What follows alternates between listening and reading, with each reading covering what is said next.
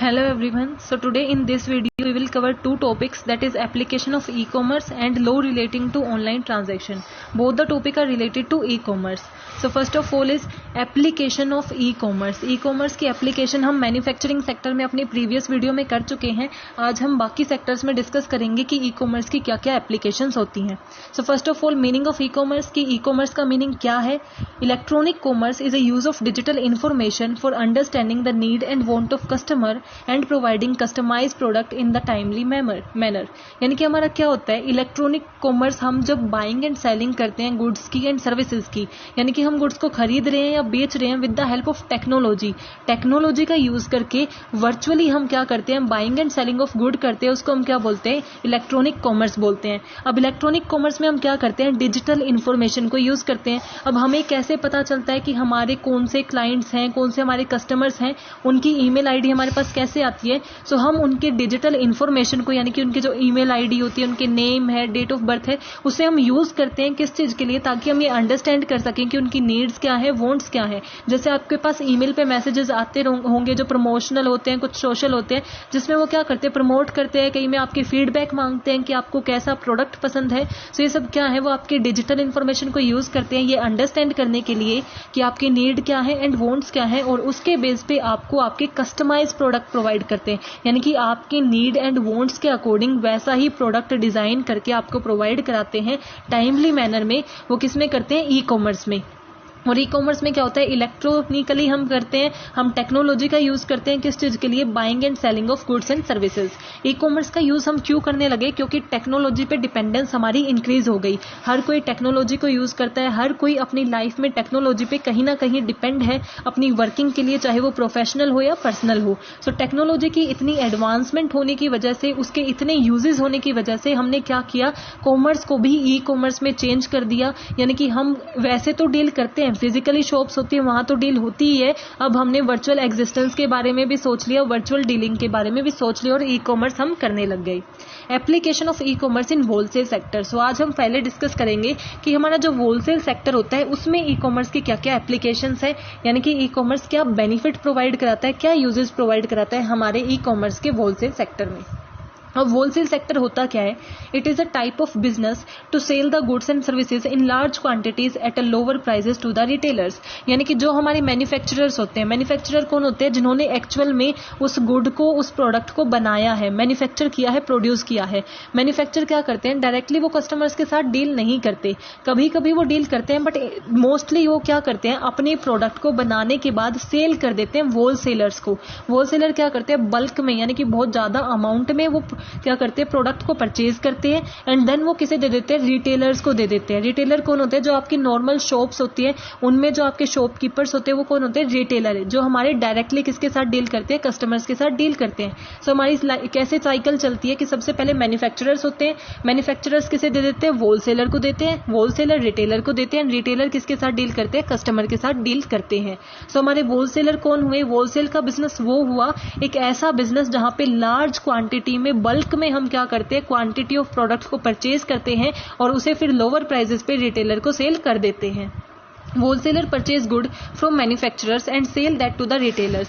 यानी कि जो हमारे होलसेलर, इसका मतलब क्या करते हैं, हमने जो लिंक देखा उस हिसाब से परचेज होलसेलर से करते, जो हमारे होलसेलर क्या करते हैं, मैन्युफैक्चरर से तो परचेज कर लेते हैं, यानी कि एक्चुअल में जिन्होंने गुड्स को प्रोड्यूस किया है उनसे तो परचेज करते हैं, और नेक्स्ट जो रिटेलर्स होते हैं उन्हें क्या कर देते हैं, सेल कर देते हैं. इसका मतलब वो किसके बीच में लिंक प्रोवाइड करा रहे हैं, जैसे हमारे सबसे पहले क्या होते हैं, मैन्युफैक्चरर्स होते हैं, उसके बाद है हमारे होलसेलर है, फिर रिटेलर है एंड देन हमारे क्या है, कस्टमर्स हैं. तो ये हमारा होलसेलर है, ये इससे तो परचेज करता है और इसे क्या कर देता है, सेल कर देता है. सो हमारा मैन्युफैक्चरर से परचेज करके रिटेलर को सेल कर रहा है, तो किन दोनों के बीच में हमें लिंक प्रोवाइड करा रहा है. अगर होलसेल ना हो तो सीधा कौन होंगे, मैन्युफैक्चरर और रिटेलर. यानी कि हमारा होलसेलर हमें लिंक प्रोवाइड कराता है रिटेलर्स के बीच में और हमारे मैन्युफैक्चरर्स के बीच में. और इसीलिए हम इसे कई बार क्या मेडिएटर्स भी बोलते हैं। Commonly wholesale is the middle chain of the company supplier chain, यानी कि सप्लाई चेन जो होती है उसकी हमारी मिडल चेन होती है, क्योंकि ये हमारे बीच में आते हैं। और then some time also known as middle man, इसीलिए हम इन्हें मिडल मैन या डिस्ट्रीब्यूटर्स भी बोलते हैं। सो हमें ये पता चल गया कि होलसेल का बिजनेस क्या है, वो कैसे वर्क करता है, किसके साथ डील करता है, किसको वो लिंकेज प्रोवाइड कराता है, रिटेलर्स और हमारे जो मैन्युफैक्चरर्स हैं उनके बीच में ये क्या करता है, लिंक प्रोवाइड कराता है। हिस्टोरिकल एस्पेक्ट ऑफ होलसेल, यानी कि हिस्टोरिकली हम होलसेल को कैसे करते थे कि हमारा जो फिजिकली वर्किंग होती थी, यानी कि ई होलसेल नहीं था, ई कॉमर्स उसमें था ही नहीं, सिर्फ और सिर्फ हम फिजिकली होलसेल को परफॉर्म करते थे, यानी कि खुद जाते थे वहां पे कार, पहले हम उनको क्या करते थे, मीटिंग करके उनके साथ ये डील करते थे कि हमें कितनी क्वांटिटी चाहिए है, उसके बाद उसे लेके आते थे, लोड करते थे, अनलोड करते थे, पेपर पे रिकॉर्ड कीपिंग करते थे। सो उसमें क्या प्रॉब्लम आती थी, हमें स्लो कनेक्टिविटी, यानी कि उधर जाने में, बातें करने में, ये डिसाइड करने में कितना चाहिए, एक एक की काउंटिंग करने में हमें क्या लग जाता था, बहुत ज़्यादा टाइम लग जाता था। इसलिए वो क्या था, कनेक्टिविटी हमारी स्लो थी, यानी कि हम फास्टली कनेक्ट नहीं हो पाते थे। जैसे हम इंटरनेट से हो पाते, 1 मिनट में डील करना, 1 मिनट में बात करना, वो नहीं हो पाता था। तो कनेक्टिविटी क्या थी, स्लो थी। स्लो होने की वजह से वो टाइम कंज्यूमिंग था, यानी कि एक ही ऑर्डर को प्लेस करने में, उसे खरीदने में, बेचने में ही बहुत ज़्यादा टाइम लग जाता था। सो उसमें मेंटेनेंस भी क्या होती थी, हमारी मुश्किल होती थी। ट्रैकिंग वॉज नॉट पॉसिबल, कि उस टाइम ट्रैकिंग पॉसिबल नहीं थी। फॉर एग्जाम्पल कि आप ऑर्डर देके आ गए थे, अगर उन्होंने ऑर्डर उधर से लोड कर दिया है तो वो कहाँ पहुंच गया, ये ट्रैकिंग तब पॉसिबल नहीं थी, क्योंकि वो जब आ रहा है बीच में तो हम उसको कहीं पे भी ऐसे देख नहीं सकते। जैसे अब हम कोई ऑर्डर देते हैं तो हमें क्या है, डिलीवरी का दिखता रहता है कि हमारा ऑर्डर कहाँ प्लेस हो चुका है, अभी कहाँ अटका हुआ है, टाइम लग रहा है तो कितना टाइम और लगेगा, लेकिन वो पहले पॉसिबल नहीं था। कॉस्ट भी ज्यादा लगती थी, क्योंकि ट्रांसपोर्टेशन कॉस्ट भी होती थी, लोडिंग अनलोडिंग, और जो भी हमारी मीटिंग की कॉस्ट होती थी वो भी बहुत ज्यादा होती थी। एंड पेपर वर्क, यानी कि बहुत ज्यादा पेपर वर्क होता था, बर्डन होता था। आपको जितनी भी चीजें मेंटेन करनी थी कि कितना स्टॉक आया है, कितना आपने इशू किया है, कितने प्राइस पे सेल कर रहे हो, सारी चीजें आपको पेपर वर्क पे करनी पड़ती थी, लिख के रखना पड़ता था। सो ये सारी प्रॉब्लम कब थी, जब हमारा ई कॉमर्स नहीं था। जैसे ही होलसेल में हम टेक्नोलॉजी का यूज करने लग गए, सो वो हमारी क्या हो जाएंगी, application of e commerce in wholesale, यानी कि इन सारी प्रॉब्लम को उन्होंने सॉल्व कर दिया। जो हमारी हिस्टोरिकली हमारे साथ प्रॉब्लम होती थी, ई कॉमर्स का होलसेल में आने से वो क्या हो गई, चेंज हो गई, और वो हमारे लिए एक बेनिफिट बन गई। अब एप्लीकेशन क्या हुई ई कॉमर्स की, फर्स्ट इज रिड्यूस कॉस्ट। जैसे उसमें कॉस्ट ज्यादा होती थी, इसमें कॉस्ट रिड्यूस हो गई। क्यों, क्योंकि आपको अभी ट्रांसपोर्टेशन कॉस्ट नहीं देनी पड़ती। आप क्या कर सकते हो, डील कर सकते हो, वर्चुअल मीटिंग कर सकते हो, जूम पे मीटिंग कर सकते हो, जो भी डाटा एक्सचेंज करना है वो व्हाट्सएप से कर सकते हो या किसी और मोड से कर सकते हो। सो ये आपकी कॉस्ट को क्या करता है, सेव करता है। बेटर रिकॉर्ड कीपिंग, इससे मीन्स आप अपने कंप्यूटर में किसी सिस्टम में रिकॉर्ड करें, उससे एक्यूरेट आप रिकॉर्ड कर नहीं सकते। पेपर में गलती हो सकती है, उनके लॉस्ट होने के चांसेस हो सकते हैं, लेकिन इसमें क्या होता है, हमारे data accurately better record keeping हम कर सकते हैं कि कितना आया, कितना गया। ऑटोमेटेड रिकॉर्ड कीपिंग के भी फॉर्मूले आ चुके हैं। देन गुड कनेक्टिविटी, आपकी कनेक्टिविटी बेटर हो गई, क्योंकि आप सेकंड्स में एक दूसरे के साथ डील कर सकते हो, कनेक्ट हो सकते हो, यानी कि आप एक से ज्यादा सप्लायर्स के साथ, मैन्युफैक्चरर्स के साथ कनेक्ट हो सकते हो, बात कर सकते हो, कम्युनिकेट कर सकते हो। सो आपको ये बेटर कनेक्टिविटी प्रोवाइड कराता है। रिड्यूस डुप्लीकेसी, यानी कि अगर आप पेपर वर्क करते थे तो उसमें क्या होता था, डुप्लीकेसेस के चांसेस हो जाते थे कि आप कोई चीज डुप्लीकेट रिकॉर्ड कर देते हो, कोई एंट्री दोबारा रिकॉर्ड कर देते हो, जिससे ओवरलैपिंग बढ़ जाता था और हमारी कॉस्ट भी, फिर उसमें क्या डिफरेंसेस आ जाते थे कि हमारा ये तो मैच ही नहीं हो रहा, बैलेंस शीट मैच ही नहीं हो रही। बट इसमें डुप्लीकेसी नहीं होगी, क्योंकि कंप्यूटर क्या करता है, इंटीग्रिटी होती है, उसमें एक्यूरेसी होती है। सो उसमें डुप्लीकेसी होती नहीं, हमें पता चल जाता है कि ये रिकॉर्ड हम कर चुके हैं, अब हम उसे दोबारा रिकॉर्ड नहीं करेंगे। सो डुप्लीकेसी को हम अवॉइड कर सकते हैं। Tracking is possible. E commerce में अब हम क्या है, हमारा जैसे ही ई कॉमर्स है तो उसमें होलसेल का क्या हुआ कि हमारी ट्रैकिंग पॉसिबल हो गई कि हमारे कितने गुड आ रहे हैं, कितने बल्क में आ रहे हैं, कहाँ पहुंच चुके हैं, कहाँ हम रिटेलर्स को दे रहे हैं, तो वहां तक कितना जा चुका, हर चीज की हम ट्रैकिंग कर सकते हैं। फास्ट एंड इन्वेंट्री कंट्रोल की, फास्ट तो है ही, टाइम को सेव करते हैं, आपकी टाइम सेविंग है। आपका जितना टाइम पहले लगता था उतना नहीं लगता, क्योंकि आप इलेक्ट्रॉनिकली वर्क कर रहे हो, टेक्नोलॉजी की हेल्प से वर्क कर रहे हो, तो आप मिनट्स में अपना वो काम कंप्लीट कर देते हो जिसमें पहले आपको घंटे लग जाते थे। सो आपको time saving and fast provide करा रहा है। एंड इन्वेंट्री भी आप कंट्रोल कर सकते हो। इन्वेंट्री कंट्रोल यानी कि मैन्युफैक्चरर्स जो आपको प्रोवाइड करा रहे हैं, फिर आप रिटेलर को प्रोवाइड कराते हो। अगर आपके पास इन्वेंट्री नहीं है तो आप रिटेलर को कैसे प्रोवाइड कराओगे। सो उसमें क्या होता है, आपकी ऑटोमेटेड एक ऐसी नोटिफिकेशन आ जाती है कि अब इन्वेंट्री का लेवल कम रह चुका है, हमें किससे, मैन्युफैक्चरर से मंगा लेना चाहिए। सो हम क्या करेंगे, उसके बाद हमारे पास वार्निंग सिग्नल आते रहेंगे। सो हमारा जो इन्वेंट्री है उसका सही कंट्रोल बना रहेगा। Applications of e commerce in retail sector. अब हम डिस्कस करेंगे कि रिटेल सेक्टर में ई कॉमर्स की क्या क्या एप्लीकेशन है। हमने अभी डिस्कस किया कि रिटेल सेक्टर क्या होता है, जो होलसेलर होते हैं वो किसे प्रोवाइड कराते हैं, रिटेलर को। सो रिटेल सेक्टर वो सेक्टर है जो डायरेक्टली हमारे कस्टमर्स के साथ डील करता है। Retailing is a normal e commerce. जो नॉर्मल ई कॉमर्स हम अब तक पढ़ते आए हैं ना, उसे ही हम रिटेलिंग बोलते हैं। जैसे अब हमारी जो वेबसाइट है वो रिटेल है, उसे हम ई टेलिंग बोल देते हैं क्योंकि हम वो इलेक्ट्रॉनिकली वर्क कर रहे हैं। तो अब हम वेबसाइट से डील करते हैं, कोई मीडिएटर नहीं होता हमारे बीच में। सो जब हम वेबसाइट से डील करते हैं उसे हम क्या बोलते हैं, वो हमारे क्या है, रिटेलर हैं। It include those sites which directly deal with the customers और कंज्यूमर्स ऑफ एन ऑर्गेनाइजेशन। यानी कि रिटेलर वो हैं जो डायरेक्टली किससे डील करते हैं, हमारे कस्टमर से डील करते हैं। जो हमारे कंज्यूमर्स हैं ऑर्गेनाइजेशन से, उससे जो सेक्टर डील करता है उसको हम बोलते हैं retail sector.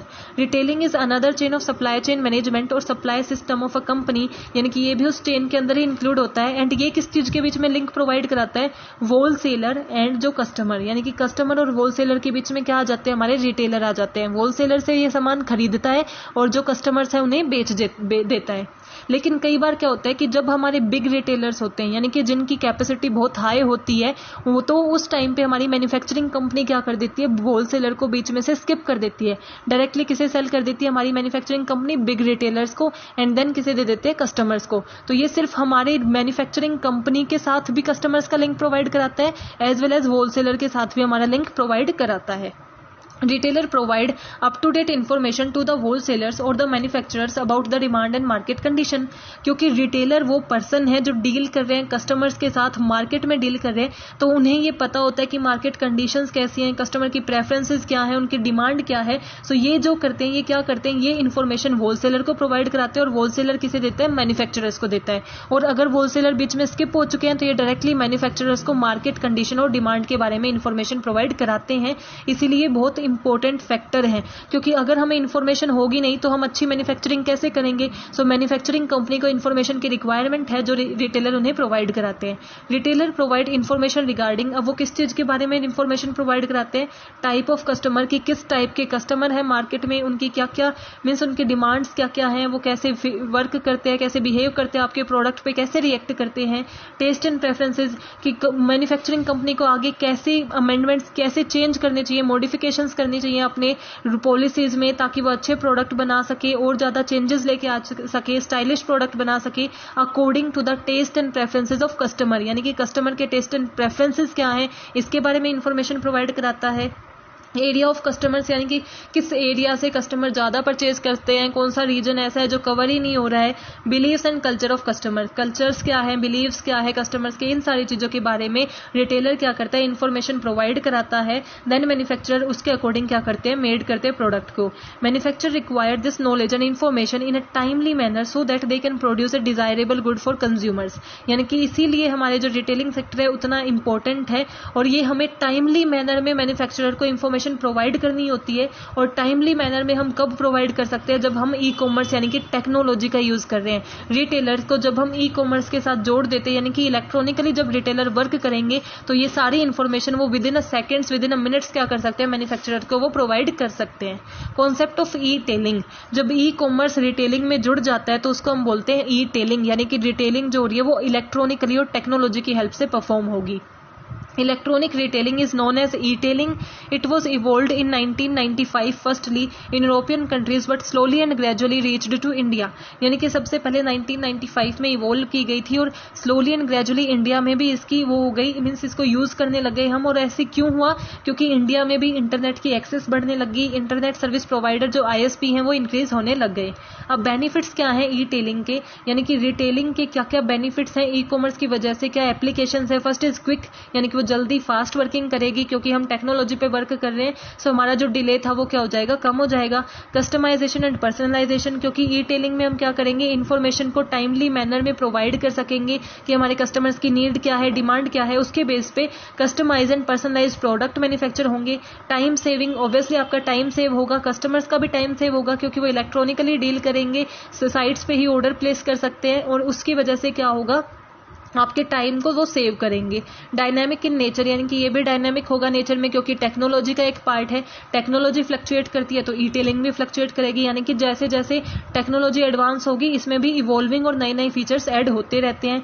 Large customer base, यानी कि इसकी वजह से हम क्या कर सकेंगे, लार्ज कस्टमर बेस को गैदर कर सकेंगे। अगर हमारी एक रिटेलर की शॉप को आप बेच रहे हो तो एक शॉप तो एक पर्टिकुलर एरिया को ही कवर करेगी, लेकिन अगर एक मैन्युफैक्चरर ऑनलाइन रिटेलर को बेच रहा है, जो ऑनलाइन सेलिंग कर रहा है, तो उसका कोई बाउंड्री नहीं होती कि ये प्रोडक्ट यहां तक ही सेल होंगे। सो क्या है, आपका जो एरिया है वो कस्टमर बेस है वो बढ़ जाएगा।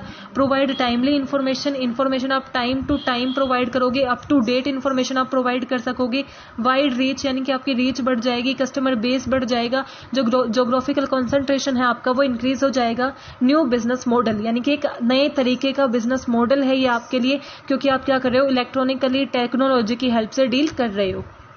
Now laws relating to online transaction, our second topic is laws relating to online transaction, यानी कि जब आप ऑनलाइन ट्रांजैक्शन करते हो, हमने प्रीवियस वीडियो में डिस्कस किया है इलेक्ट्रॉनिक पेमेंट सिस्टम, यानी कि जब आप इलेक्ट्रॉनिक टेक्नोलॉजी की यूज से पेमेंट करते हो, फोन से पेमेंट करते हो, कार्ड से पेमेंट करते हो, ई चेक करते हो, ई कैश करते हो, सो उसकी मैनेजमेंट भी तो जरूरी है। सो उसको ऑपरेट करने के लिए हमें कुछ लॉज चाहिए, कुछ रेगुलेशंस चाहिए, उसी को अब हम डिस्कस करेंगे। As when we do online transaction, we transact our financial resources with the help of network and technology, यानी कि हम फाइनेंशियल ट्रांजैक्शन परफॉर्म करते हैं, मॉनेटरी को एक्सचेंज करते हैं with the help of technology which involve various threats. और जब भी आप टेक्नोलॉजी का यूज करते हो तो उसमें क्या होते हैं, थ्रेट्स होते हैं, जैसे वायरसेस होते हैं, इंट्रूडर्स होते हैं, वॉर्म्स होती है, ट्रोजन हॉर्सेस होते हैं, हैकर्स होते हैं, इन सब का थ्रेट्स आपको होता है। सो इन सब चीजों से खुद को सिक्योर करने के लिए हमें कुछ रेगुलेटरी बॉडीज चाहिए होती हैं कि इस वर्किंग को कोई रेगुलेट करे। सो उस रेगुलेटरी बॉडीज में हमारी इलेक्ट्रॉनिक पेमेंट सिस्टम की रेगुलेटरी बॉडीज कितनी हैं, 2 हैं। First is RBI and second is digital transaction scheme. First क्या है, आरबीआई यानी कि रिजर्व बैंक ऑफ इंडिया, ये हमारा प्राइमरी रेगुलेटर है, यानी कि सबसे ज्यादा पावर किसके पास है, ऑथराइज कौन है, हमारा आरबीआई ईपीएस को रेगुलेट करने के लिए। एंड देन हमारे डिजिटल ट्रांजैक्शन स्कीम जो कभी आई है 31 जनवरी 2019 को ये इंट्रोड्यूस करी गई है, और इसको भी कब इंट्रोड्यूस किया गया, आरबीआई की अप्रूवल से, क्योंकि आरबीआई हमारा प्राइमरी रेगुलेटर है। तो अगर कोई भी सेकेंडरी रेगुलेटर आना चाहता है तो उसके पास आरबीआई की क्या होनी चाहिए, अप्रूवल होनी चाहिए। सो हमारी 2 मेंटेन करती है, 2 गवर्निंग बॉडी हैं, क्या है, आरबीआई और digital transaction scheme. Regulations relating to the EPS. अब ईपीएस से रिलेटेड क्या रेगुलेशंस हैं, एक एक्ट है ईपीएस से related, that is payment and settlement act 2007। Payment and settlement act में क्या है, this act governs RBI the power to oversee all the matters related to electronic payment and settlement of dispute.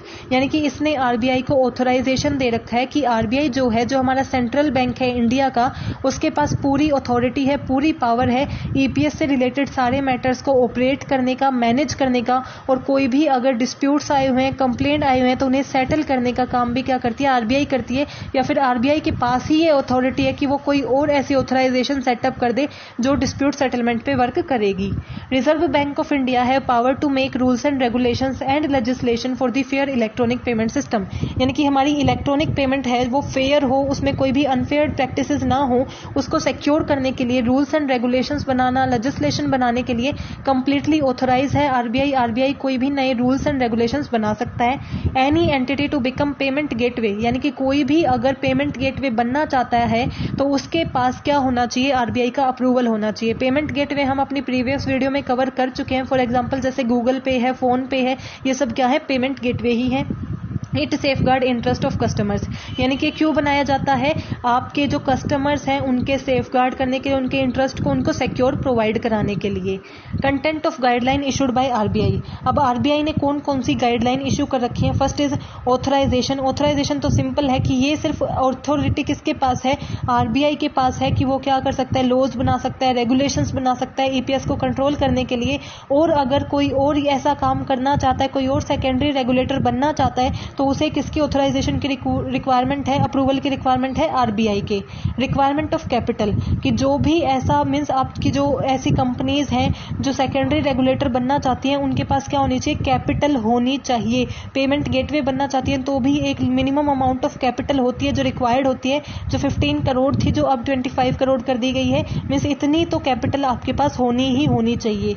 Merchants, यानी कि जो हमारे seller हैं उनको भी टेस्ट करता है, उनकी भी क्या करता है, इवैल्यूएशन करता है आरबीआई। हमारे मर्चेंट्स का अप्रेजल किया जाता है कि हमारे जो मर्चेंट्स हैं वो फ्रॉड तो नहीं कर रहे हमारे कस्टमर्स के साथ, कोई ऐसे सेलर तो नहीं है, कोई ऐसे बिजनेस तो नहीं है जो अनफेयर ट्रेड प्रैक्टिसेस करते हैं।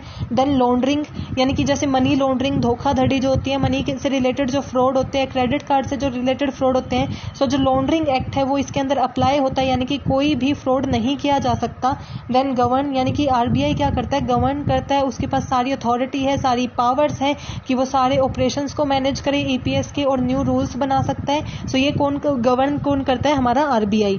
डिस्प्यूट सेटलमेंट, यानी कि डिस्प्यूट सेटलमेंट कौन करेगा, आरबीआई करेगा। कोई भी किसी की कंप्लेंट है उसको सेटल करने का काम हमारा आरबीआई करता है, उसको सॉल्व करने का, कंपेंसेशन प्रोवाइड करने का। देन मैनेजमेंट ऑफ रिस्क, यानी कि रिस्क को मैनेज करना, both customer and merchant side, यानी कि दोनों के साइड पे ऑप्टिमम रिस्क बनाए रखना, ताकि मींस रिस्क तो हर चीज में होता है लेकिन वो इतना ज़्यादा भी नहीं होना चाहिए कि वो श्योरिटी ही दे दे कि आपको लॉस ही होगा। सो रिस्क को मैनेज करना, कंपटीशन को मैनेज करने का काम भी आरबीआई ही करता है। So I hope you are clear with this topic. If you have any doubt please mention in comment section. Thank you.